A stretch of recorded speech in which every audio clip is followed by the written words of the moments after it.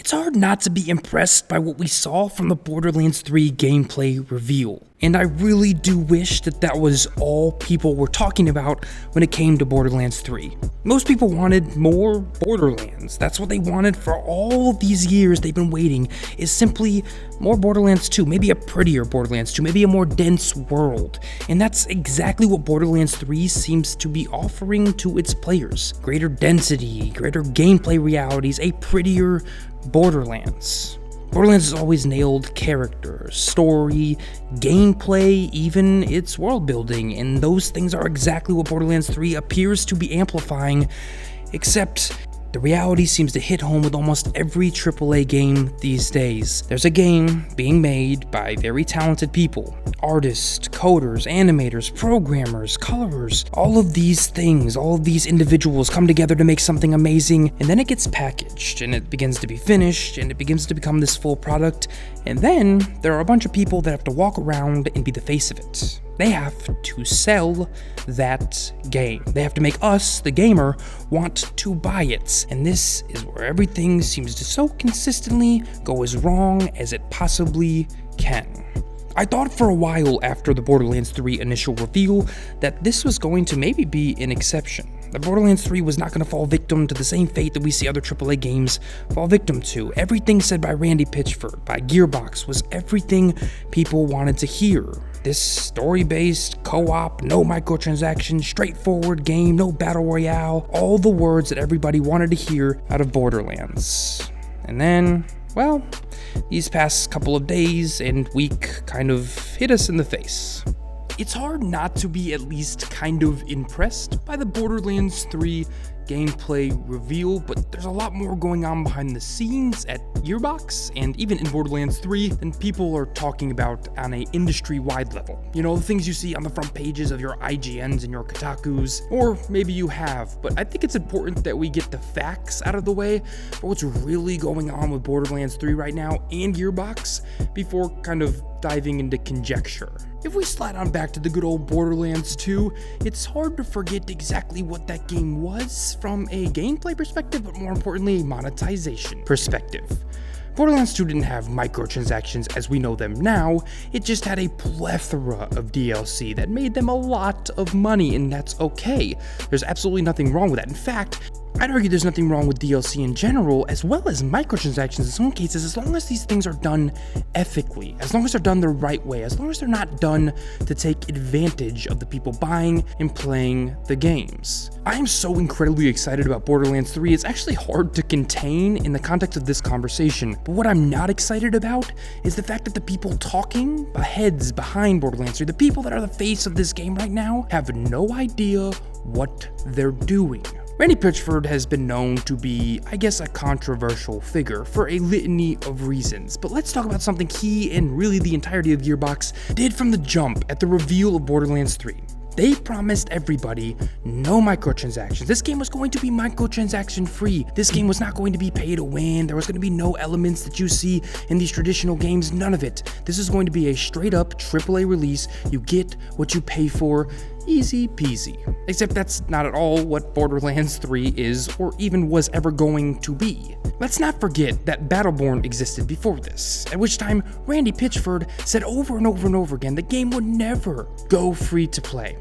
Battleborn was going to be a paid experience through and through. He even called out some reporters for saying that it would be free to play, calling those claims absolutely ridiculous. And what happened? Well, not too long, just a couple of months later, Battleborn went free to play. He's the guy that not too long ago claimed that the Epic Store exclusivity was not only a great thing, but it was the biggest moment that you could possibly fathom for gaming at the time. This was a huge deal. And some things that Randy says are marketing speak. They're things that he says simply to be the face of Gearbox, to sell a game, to be a product maker, but more importantly, a product purveyor. But when you flat out mislead people, when you essentially lie about what your game is and is going to be, that's when people are going to be upset, and they are, and rightfully so. Borderlands 3 was not going to be in any way a microtransaction-laden game. He called microtransactions in Borderlands 3 nonsense. But now, they're going to sell cosmetic items, but we're not going to nickel and dime players. DLC will come down the line, but the game won't have anything in excess. Then PC Gamer came along and made it very clear Borderlands 3's microtransactions would include and be not limited to gameplay altering items like boost to the amount of XP or loot a player receives. So not only is Borderlands 3 going to have microtransactions, but it may even have pay-to-advance elements, as well as pay-to-succeed elements, which I guess if you slice in any other way, you might call pay-to-win.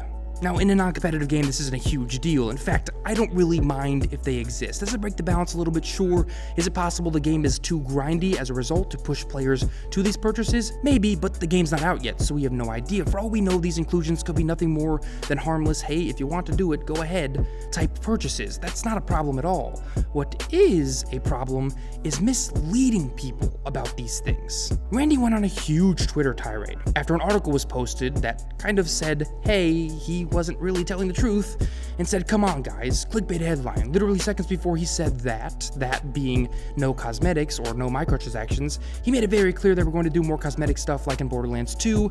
He was talking about premium currency, loot boxes not being in the game, and then begged the tweet to be corrected, begged the article to be corrected, and when the writer of this article, Andy McNamara, came out and said, hey, we stand by what we said, it's exactly right, you weren't exactly forthcoming about what was going to be in the game.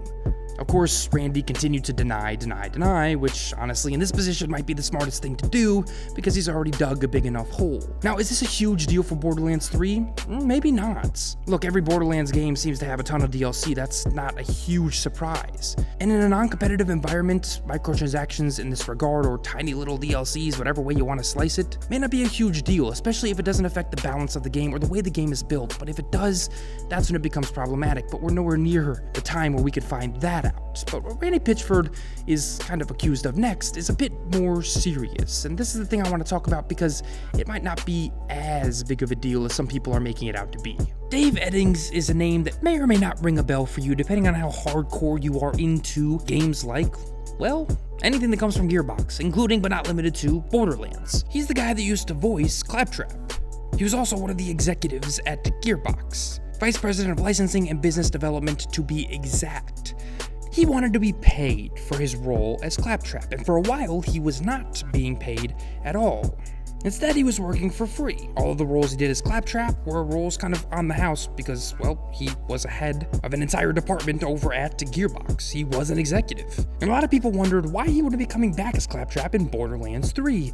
And that's because of more than just a pay dispute. See, Eddings wanted to be paid more than just, hey, I want to be Claptrap. He was also apparently owed, as well as the work he does in the future. But he didn't just want to talk about that. He was upset, and in response to a tweet, Randy called out Dave Eddings, saying that he was not forced to do anything as Claptrap, and instead, he rejected the payment that he was offered.